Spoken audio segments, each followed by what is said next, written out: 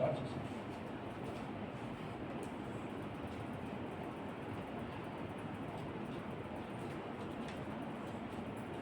అందరికీ మరణాత. పెళ్లి కుమారుడైన క్రీస్తు ప్రభు వారు సిలువలో పలికినటువంటి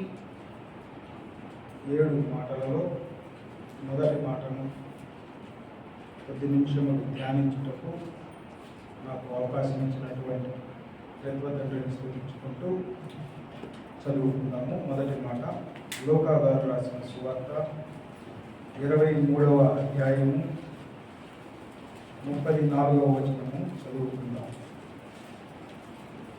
యేసు, తండ్రి, వీరేమి చేయుచున్నారో వీరెరుగరు కనుక వీరిని క్షమించుమని చెప్పాను. ఆమేన్. ప్రాణప్రియుడైన తండ్రి, పెండ్లి కుమారుడు అయిన తండ్రి, సజీవ యాగ సర్వాగ్ని దీపం యొక్క ముగింపులో మేమును వచ్చి ఈ సజీవయాగ సర్వాగ్ని దీపం యొక్క వెలుగులో సంచరించుటకును ముగింపు మాటలను ధ్యానించుటకును మాకు ఇచ్చిన అవకాశం బట్టి మిమ్మల్ని స్తుతించుచున్నాము. ఆయన అల్పుడను అయోగ్యుడైనటువంటి నన్ను మరుగుపరిచి ఈ మొదటి మాట యొక్క వివరమును ఏ అంతరంగములకు సిద్ధపరిచి ఉన్నారో ఆ అంతరంగములకు బోధించుమని ప్రాణప్రియుడును పెళ్లి కుమారుడు అయిన క్రీస్తు నామమున స్తుతించి సమర్పించున్నాం పరమ తండ్రి. ప్రియమైనటువంటి వాళ్ళారా, తండ్రి, వీరేమి చేయుచున్నారో వీరెరుగరు కనుక వీరిని క్షమించుము. కొన్ని సంవత్సరముల నుండి మనకు ఈ మాట బాగా సుపరిచితమే. ఇది పెళ్లి కుమారుడైన క్రీస్తు ప్రభువారు సెలువులో పలికినటువంటి మొదటి మాట. రక్షణ మహాసంకల్పం అంతటిని ముగింపులోనికి తీసుకొని వచ్చి బహిరంగముగా నెరవేర్చేటువంటి క్రమములో పలికినటువంటి మొదటి మాట. వీరేమి చేయుచున్నారో, ఆనాడు తనవారు అనగా ఎన్నిక జనుల ద్వేషంబు నీకు ఎండ అయినందున అని సెలవించిన రీతిని ఎన్నిక జనాంగమైనటువంటి తన ప్రజలే తనను ఎరుగకున్నారు, తనను గుర్తించుకున్నారు. ఎవరి కొరకైతే వారు ఎదురు చూచుచూ ఉన్నారో ఆయనే వారి సమీపమునకును వారి మధ్యన పుట్టినప్పటికీ జీవించుచున్నప్పటికీ చేసినటువంటి క్రియలను చూచుచున్నప్పటికీ వారు ఎరుగకున్నారు. కనుకనే వారు ఏం చేశారు? ఆయనను సిలువ వేయించారు. ఆయన ఏం చేస్తున్నారు అని అంటే, వీరేమి చేయుచున్నారో వీరు ఎరుగరు. ఎందుకు ఎరుగరు అని అంటే, లేఖనములు నెరవేరునట్లు ఇలాగున జరుగుతున్నది. లేఖనముల ప్రకారము ఇలాగ జరుగుతున్నది కాబట్టి వారికి ఏమి తెలియదు. లేఖనములలో ఎవరి గురించి అయితే సాక్ష్యం ఇయ్యబడినదో, ఆ లేఖనములు ఎవరి గురించి అయితే చెప్పుచున్నావో వచ్చినవాడు ఆయనే అని వారికి తెలియదు కనుక వారు ఏమి చేస్తున్నారో వారికి తెలియదు కనుక వీరిని క్షమించుము అన్నారు. ఇది అక్కడ పలికినటువంటి బహిరంగమైనటువంటి స్థితిని బట్టి పెళ్లి కుమారుడు తన జనాంగమును గురించి పలికిన మాట. అయితే దీనిని సాదృశ్యముగా తీసుకొని ఈ కాలమునకు తగినవి చెప్పితి ఎరిగి సహించుకొనదగును అని జనకుల చేత వ్రాయించిన రీతిని కొద్ది నిమిషములు మన బహిరంగమైనటువంటి జీవితాలలో చూసుకొని ఆత్మ సంబంధముగా ఎక్కడ వెనకబడి ఉన్నామో కొద్ది నిమిషములు ధ్యానించుకొని ముగించుకుందాము. అయితే పెండ్లి కుమారుడైన క్రీస్తు ప్రభువారు ఒలీవల తోటలో కొండలోనికి వెళ్ళినప్పుడు అక్కడ ఒక ప్రార్థన చేసి ఉన్నారు. ఏమి అది అంటే, తండ్రి, నీ చిత్తమైతే ఈ గిన్నె నా యొద్ద నుండి తొలగింపు. వాస్తవానికి తండ్రి చిత్తం ఏమిటో ఆయనకి తెలియదా? తెలుసు. అయినా ఈ ప్రార్థన ఎందుకు చేశారు? ఒకటి, ఎందుకు అనంటే ఎంత దైవత్వములో నుండి వచ్చినను మానవ శరీరము ధరించుకొని వచ్చారు కాబట్టి రవ్వంతైన మానవత్వం ఉన్న ఎడల దానిని ఏ రీతిని మనము ప్రభువునకు సమర్పించవలసినదో మనకు ఒక అన్నారు కదా. ప్రభువు ఏమన్నారు? యేసు నేనే మార్గమును సత్యమును జీవమును అన్నారు. ఆ మార్గం ఏంటి? ఈ శరీరాన్ని ఏ విధముగా ఆయనకు సమర్పించుకోవాలి. రైట్. అయితే ఆ గిన్నెలోనిది త్రాగేటప్పుడు ఆయన ఏమన్నారు? త్రాగలేక కాదు కానీ త్రాగటానికే వచ్చి నీ చిత్తమైతే ఈ గిన్నెను నా యొద్ద నుండి తొలగించమన్నారు. అయితే ప్రియమైన వారలారా, ఆయన తాగినటువంటి ఆ గిన్నెలోనిది ఏంటి అనంటే తండ్రి యొక్క ఉగ్రత. అందుకే అన్నారు కదా, పాపములకు శిక్ష రావాలి. ఆయనకి ఏమని పేరు పెట్టబడింది? లోక పాపములను మోసికొని పోవు దేవుని గొర్రెపిల్ల. ఈ గొర్రెపిల్ల ఏం చేసింది అనంటే ఆ గిన్నెలోనిది త్రాగేసింది. అయితే త్రాగినటువంటి ఈ గొర్రెపిల్లను పైన పరిశుద్ధాత్మ తండ్రి సిలువలో క్రింద అపవాది ఉండి ఇద్దరు పిండటం వలన ఆ ఉగ్రతలో నుండి ఈయనకు ఏమిగా మారింది? అది శ్రమానుభవముగా మారింది. అయితే ఈ శ్రమానుభవ సారములో నుండి ఆనాడు కానా పెండ్లి విందులో ద్రాక్షారసం అయిపోయినప్పుడు ఎన్ని రాతి బాణలకు నింపారు నీళ్లు? 6 రాతి బాణలు. 6 అనేటువంటి సంఖ్య మానవునికి సరిపోతుంది. అయితే దైవ మానవునిగా మారాలంటే 7 అనేటువంటి సంఖ్య కావాలి కాబట్టి సంపూర్ణ సంఖ్య. ఈ శిలువలో పిండబడినటువంటి పెండ్లి కుమారుని యొక్క శ్రమానుభవ సారమును 7 గిన్నెలుగా విభాగించినట్లయితే అందులో మొదటి గిన్నె, తండ్రి వీరేమి చేయుచున్నారో వీరెరుగరు గనుక వీరిని క్షమించుము అనేటువంటి శ్రమానుభవ సారమును మనకు తాను నిర్ణయించి ఉన్నారు. అందుకే అన్నారు నేనే మార్గము, నా ద్వారానే తప్ప అనంటే ఆయన ఏ మార్గములో అయితే వెళ్ళారో అదే మార్గములో మనం కూడా వెళ్ళవలసి ఉన్నది. అందులో మొదటి మెట్టే ఏమిటి? క్షమాగుణం. ప్రేమ అన్నిటినీ సహించును. కొరింథీయులకు రాసిన మొదటి పత్రిక 13వ అధ్యాయం చదువుకున్నట్లయితే ప్రేమ యొక్క గుణగణాలన్నీ అందులో ఉన్నాయి. ప్రేమ అన్నిటినీ ఓర్చును, అన్నిటినీ తాడుకొనును, అన్నిటినీ క్షమించును. కాబట్టి క్షమిస్తున్నారు అనంటే ఈయన ఎంతగా ప్రేమిస్తున్నారు మనల్ని అనంటే తాను కొట్టబడినను తిట్టబడినను మరలా వారిని తిట్టడు కొట్టడు. కేవలము ఏమి చేసినను క్షమించుట తప్ప ఇంక ఏమీ కూడా నియమింపబడలేదు. ఎందుకు అనంటే సమరయ స్త్రీ గారితోటి అక్కడ సంభాషించినప్పుడు శిష్యులు ఆహారం తీసుకొని రావడానికి వెళ్ళినప్పుడు బోధకుడా నీకేం కావాలని అడిగినప్పుడు ఏమన్నారు? నాకు వేరొక ఆహారము సిద్ధం చేసి ఉన్నది. అయినను ఇంకొక మాట, నా తండ్రి చిత్తము నెరవేర్చుటయే ఆ అనుదిన ఆహారం. కాబట్టి తండ్రి చిత్తము ఏంటి? ఈ లోక పాపములనన్నిటినీ కూడా ఈ యేసుక్రీస్తు అనేటువంటి గొర్రెపిల్ల మీద వేసి వధించటమే. కాబట్టి మన పాపములన్నిటినీ మనం ఎంత చేసినను ఏమి చేసినను ఆయన మనలను ఒక్క మాట కూడా అన్నారు కదా జనకులతోటి.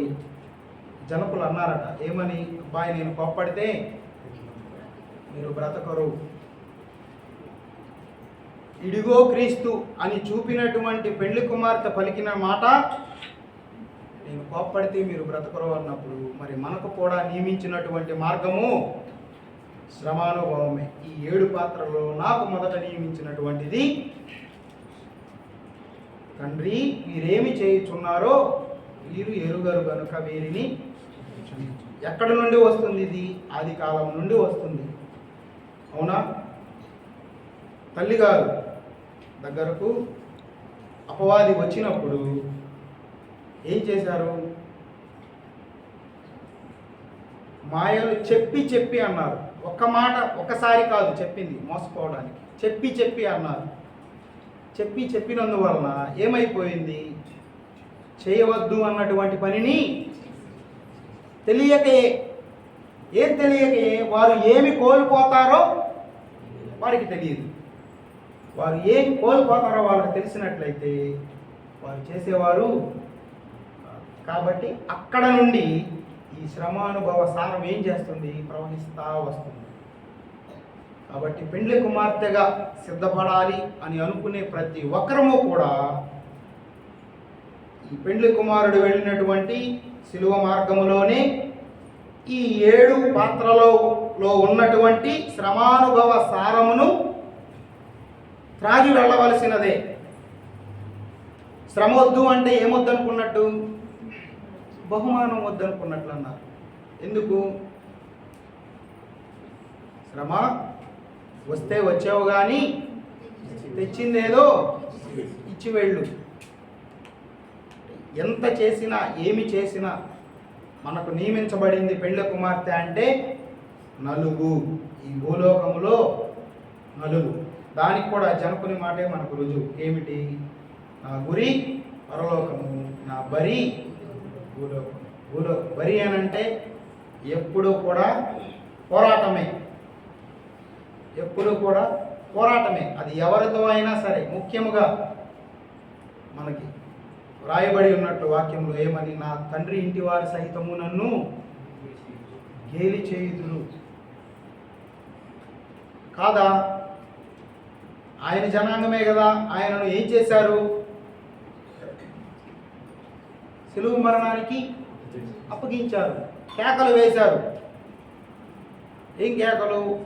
తీర్పు ఇచ్చేటువంటి వారి మాటలు కూడా చొరబడనంతగా కేకలు వేశారు. సిలువ వేయండి, సిలువ వేయండి. వారి లోపల ఉన్నటువంటి పిశాచి అంత పని చేసింది. కాబట్టి క్రైస్తవులుగా మారినటువంటి మనము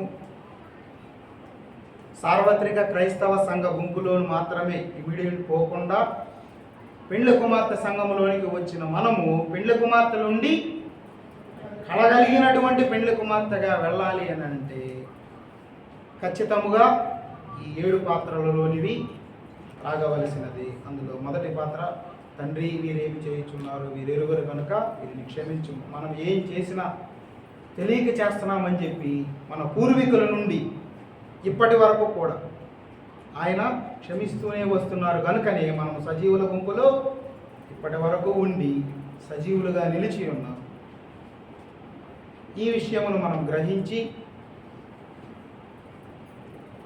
ఏవైతే మన ఆత్మీయ తండ్రి మనకు బోధించి ఉన్నారో వాటిలో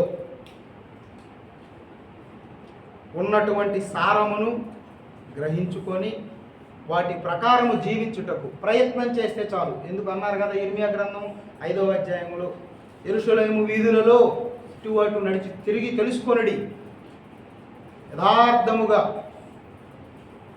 జీవించడానికి యత్నించుచున్న ఒకడు కనబడిన ఎడల నేను యెరూషలేమును విడిచిపెడతానన్నారు. అలానే మనకు తెలియదు, మనం ప్రయత్నం చేస్తే మన నిమిత్తము ఏమి విడవబడుతుందో. కాబట్టి ప్రతి ఒక్కరము కూడా పెండ్లి కుమారుడు శిలువలో పలికినటువంటి మాటలను జ్ఞాపకము చేసుకుంటూ, ఇంకొక మాట ఏంటి అనంటే, క్రీస్తు యేసునందు సద్భక్తితో బ్రతుకను ఉద్దేశించు వారందరూ హింస పొందుదురు. సద్భక్తి కావాలి అని అంటే హింస తప్పదు. అంటే మనల్ని మనము దేనికి ముందుగానే ఆయన సిద్ధం చేసుకున్నారు కదా. ఒలీవల కొండ మీద తోటలోనికి వెళ్ళి ఆయన ఏం చేసుకున్నారు? సిద్ధం చేసేసుకున్నారు. అదే విధముగా మనకు కూడా సిద్ధపడటానికి ఒకటి ఉన్నది. ఏంటి? సన్నిధి గది. అనుదినము ఆయన సన్నిధిలోనికి వెళ్ళి కనిపెట్టుకున్న ఎడల ఏది ఏ విధముగా మనలో నుండి తీసివేసుకునవలెనో ఆయనే మనకి స్వయముగా బోధించును. ఈ అలవాటు అనేది మనం కలిగి ఉండకపోతే పెండ్లి కుమార్తె వరుసలో లేదా పెండ్లి కుమార్తె గుంపులో స్థిరముగా నిలబడటము చాలా కష్టం, చాలా కష్టం. అందుకే అన్నారు, ఎప్పుడు మన ఆత్మీయ తండ్రి గారు చెప్తా ఉంటారు, మా అయ్యగారు చెప్పారని, ఏమని? ఆస్తులు అమ్మైనా ఆత్మను కాపాడుకోండి, ఆస్తులు అమ్మైనా ఆత్మను కాపాడుకోండి. కానీ విరుద్ధం కదా మనకి ఇప్పుడు జరిగేది. ఏంటి? ఆత్మను చంపేసైనా ఆస్తులను సంపాదించుకునేటువంటి స్థితిలో ఉన్నాం. కాబట్టి ఇది ప్రభువుకి ఎంతో ఆయాస్కరం. ఇంత చేస్తున్నాను, ఏం చేస్తున్నారు ఆయన? కృపాకాలము కనుక గడువుల మీద గడువులు ఇస్తున్నారు అంటే ఎంతో క్షమిస్తున్నారు. ఆ క్షమాగుణమును మనము ఎరిగిన వారమై ఇక నుండి అయినా, ఈ వాక్యమును బట్టి కాదు కానీ ఆయన పలికినటువంటి ఆ మాటను బట్టి అంత ప్రసవ వేదనలో కూడా అంత నెమ్మదిగా వీరేం చేయించున్నారు వీరికి తెలియదు అని అనగలమా? మనం అనలేము. పిల్లల గురించి మాత్రమే అంటారు తల్లిదండ్రులు. బయట వారు ఏదన్నా వచ్చినప్పుడు కొట్టడానికి కానీ ఏదైనా చిన్న పని చేసి వచ్చినప్పుడు ఏమంటారు? అయ్యా ఏదో తెలియక చేశారు, వదిలేసేయండి అని అన్నట్లుగా తండ్రి యొక్క ఉగ్రతని మొత్తం, మన మీదకి రావాల్సిన ఉగ్రతను అంతటిని ఆయన గిన్నెలోనికి తీసుకొని తాగివేసి విడిచిపెట్టి, అయ్యా వీరేం చేస్తున్నారు వీరికి తెలియదు నాయన, నేనైతే నీ చిత్తం నెరవేర్చడానికి వచ్చాను, అది గ్రహించుకున్నారు కాబట్టి దయతో వీళ్ళని క్షమించు తండ్రి అని మన పక్షముగా మనము చేసినటువంటి హింసాకాండని మరిచిపోయి మన పక్షముగా తండ్రికి, అందుకే ఆయనకి నిత్య విజ్ఞాపనకర్త అనేటువంటి పేరు. నిత్యం. యోగు గారైతే వారి పిల్లలు చేసినప్పుడు వంతుల ప్రకారం అయిపోయిన తర్వాత ఎక్కడ నా కుమారుడు నా సంతానము దేవుని దూషించారు అని ఒకసారి ఒక్కొక్క పిల్ల నిమిత్తము ఒక్కొక్క బిడ్డ నిమిత్తము దహన బలి చెప్పారు. కానీ మన తండ్రి అయితే నిత్యము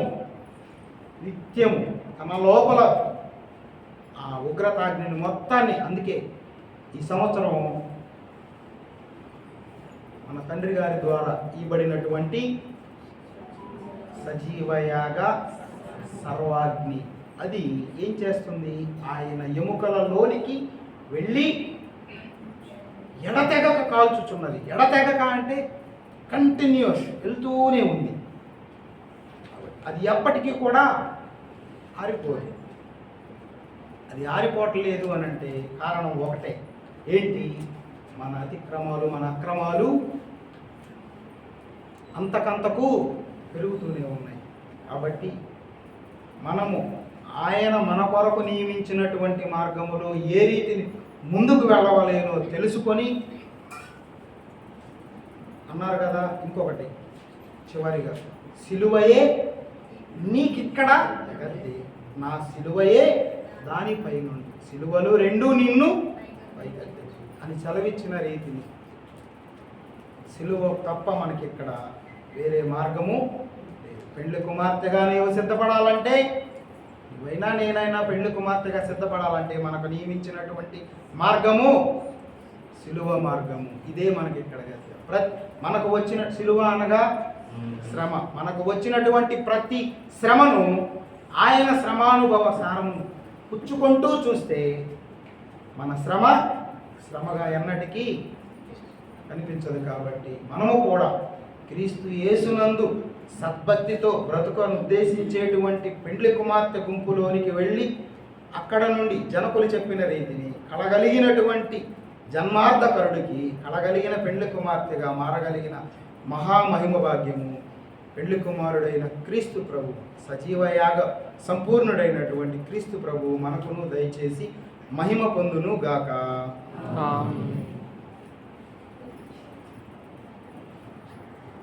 ఘనమైన శ్రేష్టమైన నామముకైన లేని కృతజ్ఞత స్తుతులు స్తోత్రములు.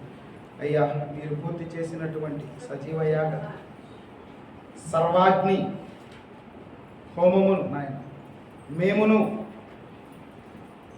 మా సమయము వచ్చినప్పుడు పూర్తి చేయగలిగినటువంటి ధైర్యమును, మీ యొక్క ధీరత్వమును దీనత్వమును మాకు ధరింపజేసి, మీకు ఇష్టమైతే మీ చిత్తమైతే మీ మహిమ మేఘములో నాకును మాకు పాలు దయచేయమని ప్రాణప్రియుని నామమున సమర్పించుచున్నాము తండ్రి.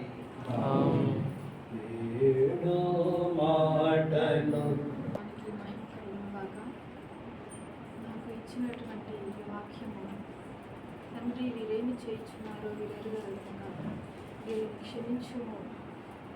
నేను ఏ క్రమంలో పాల్గొనను, అయినప్పటికీ నీ తండ్రి నాకు ఈ వాక్యం ఇచ్చి నన్ను సిద్ధపడమని నన్ను ఏర్పరచుకున్నందుకై ఆ పరలోక దేవుడైన యేసునామమునికి మహిమ కలుగును గాక. ఆయన కృతజ్ఞతలు మనస్ఫూర్తిగా చెల్లించుకుంటున్నాను.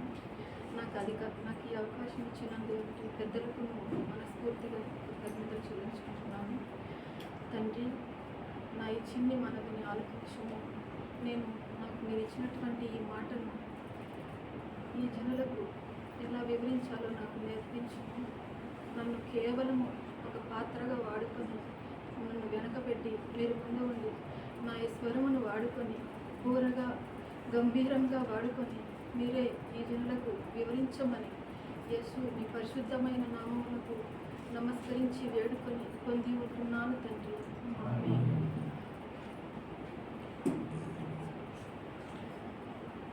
తండ్రి మనకిచ్చినటువంటి మాట, మొదటి మాట ఏమిటంటే, తండ్రి వీరేమి చేయించున్నారో వీరెరుగరు గనుక వీరిని క్షమించుము. లూకా సువార్తలోని 23 అధ్యాయం 34వ వచనంలో ఉన్నది ఈ మాట. తండ్రి మొదటి మాటగా ఆయన 3 మేకులు మనం కొట్టినప్పటికీ, అంతగా ఆయన్ని బాధ పెట్టినప్పటికీ ఆయన మనల్ని క్షమించే మనసుతోనే చూస్తున్నాడు తప్పితే మన మీద ఆయన ఏమాత్రమూ కోపం అనేది లేదు. మనకు ముఖ్యముగా ఈ లోకంలో దొరకనిది ఏది అంటే క్షమాపణ. మనము ఎవరినైనా ఎప్పుడు కూడా ఒక మాట అన్నారంటే కూడా వారిని మనము క్షమించే మనసు మనకు ఉండదు అన్నమాట. వారిని చూస్తేనే మనము పగతో రగిలిపోతూ ఉంటాం.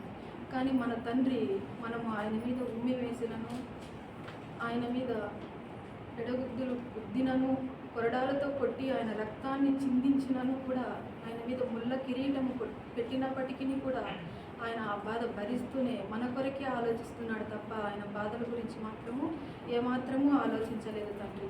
అటువంటి గొప్ప తండ్రి ఆయన. అలాగే మన పాపాలన్నీ కూడా క్షమించే తండ్రి. ఆయన అంత సిలువలో ఉండి కూడా మన గురించి ఆలోచిస్తూ ఉన్నాడు.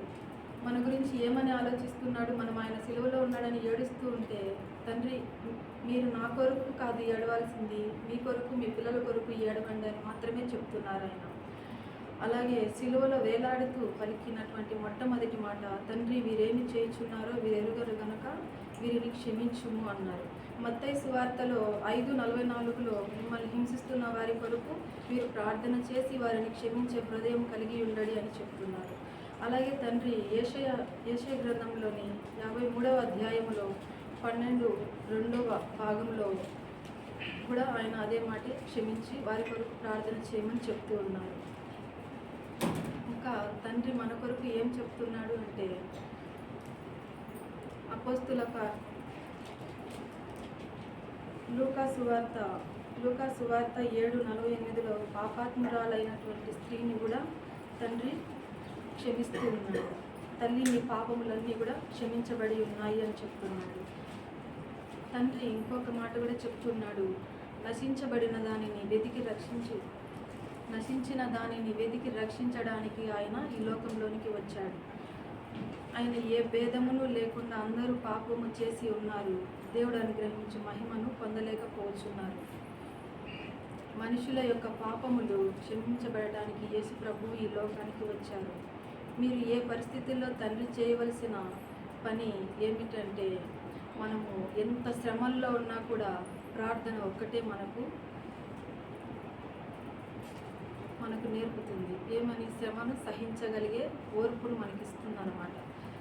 మనకు ఎంత కష్టం వచ్చినా కూడా మనము ప్రార్థన ఒక్కటే చేయాలి.